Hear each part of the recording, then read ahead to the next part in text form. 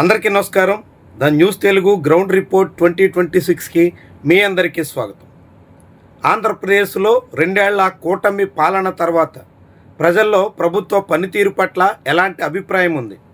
Sitting ఎమ్మెల్యేలకు ఏ తీరున జనం ఆమోదం దక్కేలా ఉంది? అదే సమయంలో విపక్ష వైఖరి ఎలా ఉంది? ఏ పార్టీ పరిస్థితి ఎట్లా ఉంటుంది? ఇలా నియోజకవర్గాల వారీగా మనం సర్వే నిర్వహించాం. ఆ సర్వేకి సంబంధించినటువంటి సమాచారాన్ని జిల్లాల వారీగా అనేక జిల్లాల సమాచారాన్ని మనం ఇప్పటికే అందించాం. ఇంకా మరికొన్ని జిల్లాలకు సంబంధించిన సమాచారం అందించాల్సి ఉంది. జిల్లాల వారీగా ఆయా జిల్లాల్లో ఉన్న పరిస్థితిని తెలియజేసే ప్రయత్నం చేస్తాం. అయితే ఈరోజు మనం రాష్ట్ర వ్యాప్తంగా మొత్తం ఉన్న 175 అసెంబ్లీ నియోజకవర్గాలకు గాను ఇప్పటికిప్పుడు ఎన్నికలు జరిగితే ఎలాంటి ఫలితాలు రావచ్చు అని ప్రజల నుంచి మనం ఫీడ్బ్యాక్ తీసుకున్నాం. ప్రజాభిప్రాయాన్ని బట్టి ఏ పార్టీకి ఎన్ని సీట్లు దక్కొచ్చు, ఎక్కడెక్కడ ఏ పార్టీకి ఎలాంటి సానుకూలతలు ఉన్నాయి, ఏ పార్టీ ఎక్కడ ఎలా వ్యతిరేకతను ఎదుర్కొంటుంది, ఎలాంటి అనుకూలతను తనకు తగ్గట్టుగా మలుచుకోగలుగుతుంది, ఈ విషయాలన్నీ ఈ వీడియోలో మనం తెలుసుకుందాం. ముందుగా రాష్ట్రంలో ఇప్పుడున్నటువంటి కూటమిగానే అంటే తెలుగుదేశం, జనసేన, బీజేపీ కూటమిగా బరిలో దిగి పోటీగా వైఎస్ఆర్సీపీ ఒంటరిగా రంగంలోకి దిగితే ఎప్పటికిప్పుడు ఎన్నికలు జరుగుతాయంటే 2 ఏళ్ల కూటమి పాలన తర్వాత ప్రజాభిప్రాయాన్ని తెలుసుకుంటే చాలా నియోజకవర్గాల్లో గట్టి పోటీకి అవకాశం కనిపిస్తుంది. కొన్ని జిల్లాల్లో అయితే అత్యధిక స్థానాల్లో గట్టి పోటీ అనివార్యం అనే మాట బలంగా వినిపిస్తోంది. ఏ పార్టీకి పూర్తి మొగ్గు లేకుండా ఇంకా గట్టి పోటీకి అవకాశం ఉన్నటువంటి మొత్తం నియోజకవర్గాల సంఖ్య రాష్ట్రంలో 36 నుంచి 48 స్థానాలు కనబడుతున్నాయి. ఈ స్థానాల్లో ఎన్నికల సమయానికి ఎవరు తమకు అనుకూలంగా మలుచుకోగలుగుతారు, ఎలా ఎవరు ఓటర్లని మేనేజ్ చేయగలుగుతారు, వీటన్నిటిని బట్టి తుది ఫలితాలు ఆధారపడేదానికి ఆస్కారం అయితే ఉంటుంది. ఇప్పటికిప్పుడు ఎన్నికలు జరిగితే మాత్రం 36 నుంచి 48 సీట్లలో హోరాహోరీ పోరు జరిగే అవకాశాలు చాలా పుష్కలంగా ఉన్నాయి. ఈ సీట్లలో ఎవరు పైచేయి సాధించగలిగితే వాళ్ళదే అంతిమంగా విజయం వైపు అడుగులేసేదానికి ఆస్కారం ఉంటుంది. అలాంటి సంఖ్య సుమారుగా 3వ వంతు నియోజకవర్గాలు ఉండడం అత్యంత కీలకమైనటువంటి అంశం. ఇక ఆ తర్వాత బీజేపీ ప్రస్తుతం ఈ పార్టీకి 8 మంది ఎమ్మెల్యేలు ఉన్నారు. కూటమిగా ఇప్పటికిప్పుడు ఎన్నికలు జరిగితే ఆ 8 మంది ఎమ్మెల్యేల్లో కేవలం 2 లేదా 3 మాత్రమే మళ్ళీ గట్టెక్కే అవకాశాలు కనిపిస్తున్నాయి. ఆ పార్టీకి సంబంధించినటువంటి అత్యధిక ఎమ్మెల్యేలు ఘోరమైనటువంటి పరాభవం దిశలో కనిపిస్తున్నారు. ఇప్పటికే ఒకవైపు ప్రభుత్వం మీద వ్యతిరేకత, ఆయా నియోజకవర్గాల్లో అత్యధిక ఎమ్మెల్యేల వైఖరి, ఇవన్నీ కలిసి ఓటమి దిశలో బీజేపీ ఎమ్మెల్యేలు ఎక్కువగా కనిపిస్తున్నారు. ఆ పార్టీ తరపున మంత్రిగా ఉన్న సత్యకుమార్ సహా అనేక మంది ఎమ్మెల్యేలు చాలా తీవ్రమైనటువంటి వ్యతిరేకతను ఎదుర్కొంటూ ఇప్పటికిప్పుడు ఎన్నికలు జరిగితే ఓటమి పాలయ్యే వాళ్ళ జాబితాలో కనిపిస్తున్నారు. దాంతో బీజేపీ తనకున్నటువంటి సీట్లలో కేవలం 2 లేదా 3 సీట్లకు మించి గెలుచుకోగల పరిస్థితి అయితే ఇప్పటికిప్పుడున్నటువంటి రాజకీయ పరిస్థితి ఏమాత్రం అనుకూలంగా లేదు. ఇక ఆ తర్వాత జనసేన పార్టీ 2024 ఎన్నికల్లో ఏకంగా 100% స్ట్రైక్ రేట్ సాధించి పోటీ చేసిన 21కి 21 సీట్లను గెలుచుకున్న ఆ పార్టీలో ఇప్పటికిప్పుడు ఎన్నికలు జరిగితే అదే 21 స్థానాలకి పోటీ జరిగితే అందులో 3వ వంతు మాత్రమే మళ్ళీ ఖచ్చితంగా గెలిచే అవకాశాలు కనిపిస్తున్నాయి. కేవలం 7 నుంచి 10 స్థానాలు మాత్రమే ఆ పార్టీ నిలబెట్టుకోగల అవకాశం కనిపిస్తుంది. అత్యధిక స్థానాల్లో జనసేన పార్టీ ఎమ్మెల్యేలు కూడా చాలా తీవ్రమైనటువంటి వ్యతిరేకతను ఎదుర్కొంటున్నారు. అందులో ముఖ్యమైనటువంటి నేతలు కూడా ఉన్నారు.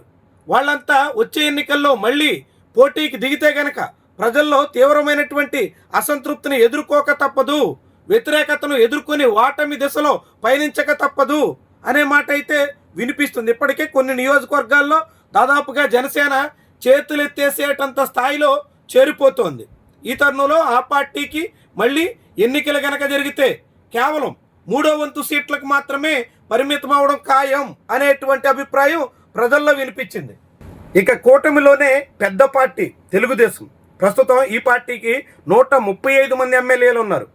ఇప్పటికిప్పుడు ఎన్నికలు జరిగితే మాత్రం ఆ ఎమ్మెల్యేల్లో కనీసంగా 15 నుంచి 20 మంది ఎమ్మెల్యేలు ఓటమి బాట పట్టడం ఖాయంగా కనిపిస్తోంది.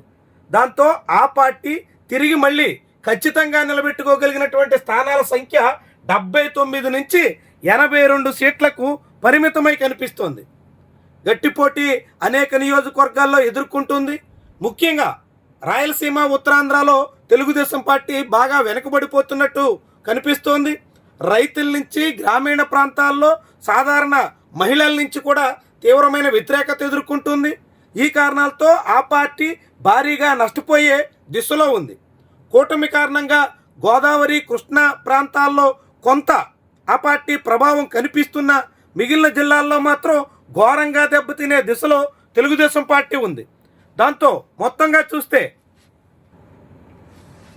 కూటమిగా ఈ పక్షాలన్నీ కలిపి కేవలం 95 స్థానాల లోపు మాత్రమే పరిమితమయ్యే దిశలో ఉన్నాయి.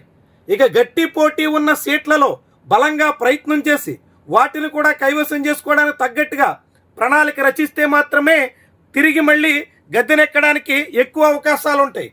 కాకుంటే మాత్రం బొటాబొటీ మెజారిటీతో మాత్రమే ఇప్పటికిప్పుడు ఎన్నికలు జరిగితే మిగిలేలా కనిపిస్తోంది.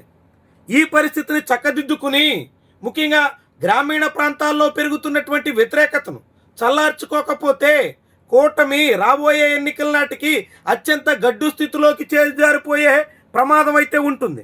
దానికన్నా ముందు స్థానిక సంస్థల ఎన్నికల మీద భారీ స్థాయిలో ప్రభావం పడేదానికి ఆస్కారం ఉంటుంది.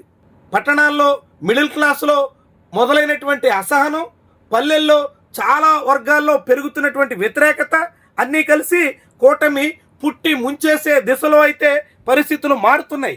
వీటిని చక్కదిద్దుకోలేకపోతే మాత్రం వైఎస్ఆర్సీపీ మరింత పుంజుకునే దిశలో పరిస్థితులు మారేదానికి ఇప్పుడున్న రాజకీయ వాతావరణం అయితే ప్రస్ఫుటంగా కనిపిస్తుందని ప్రజల నుంచి వచ్చినటువంటి ఫీడ్బ్యాక్ని బట్టి మనం నిర్వహించినటువంటి సర్వేలో వెల్లడైనటువంటి అంశం. ఇక ఆ తర్వాత వైఎస్ఆర్సీపీ ఈ పార్టీ 2024 ఎన్నికల్లో కేవలం 11 సీట్లతో ప్రతిపక్ష హోదా కూడా దక్కించుకోలేక ఘోరమైనటువంటి ఓటమిని చవిచూసింది. అలాంటి పార్టీ ఎప్పటికిప్పుడు ఎన్నికలు జరిగితే అంటే 2 ఏళ్ల తర్వాత జనాల్లో భారీగా ఆదరణను తిరిగి పొందే దిశలో ఉన్నట్టుగా కనిపిస్తోంది. ఆ పార్టీకి భారీగా 52 నుంచి 57 స్థానాల్లో ఆధిక్యత దక్కే అవకాశం అయితే తాజా సర్వే రిపోర్ట్లో ప్రస్ఫుటంగా వెల్లడైంది. ప్రజల్లో ముఖ్యంగా రాయలసీమ, ఉత్తరాంధ్ర జిల్లాల్లో వైఎస్ఆర్సీపీకి బలమైనటువంటి మొగ్గుంది.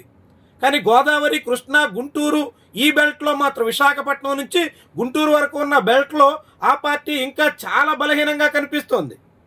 మిగిలిన అటు రాయలసీమ ఉమ్మడి జిల్లాలు చూసుకుంటే దాదాపుగా నెల్లూరు నుంచి 5 జిల్లాలు, ఇటు ఉత్తరాంధ్రలో 2 జిల్లాలు, 7 జిల్లాల్లో వైఎస్ఆర్సీపీ ఇప్పటికే పాగా వేసే దిశలో ఉంది. దాంతో ఆ పార్టీకి కనీసంగా 52 నుంచి 57 సీట్లకు తగ్గకుండా దక్కే అవకాశం అయితే కనిపిస్తోంది. ఈ సర్వే రాష్ట్ర వ్యాప్తంగా అన్ని నియోజకవర్గాల్లో నిర్వహించాం. నియోజకవర్గాల వారీగా ఉన్న పరిస్థితిని కూడా మన ఛానల్లో అనేక జిల్లాలకు సంబంధించినటువంటి సమాచారాన్ని పొందుపరిచాం. కావాలంటే ఆయా జిల్లాల వారీగా మీరు వెళ్ళి పరిశీలించవచ్చు. ఈ సర్వే మీద మీ అభిప్రాయాన్ని కామెంట్ రూపంలో తెలియజేయడం, దాంతోపాటు ఇప్పటివరకు ఛానల్ని సబ్స్క్రైబ్ చేయకపోతే తక్షణమే సబ్స్క్రైబ్ చేయడం మాత్రం మిస్ అవ్వద్దు. Thank you very much for watching.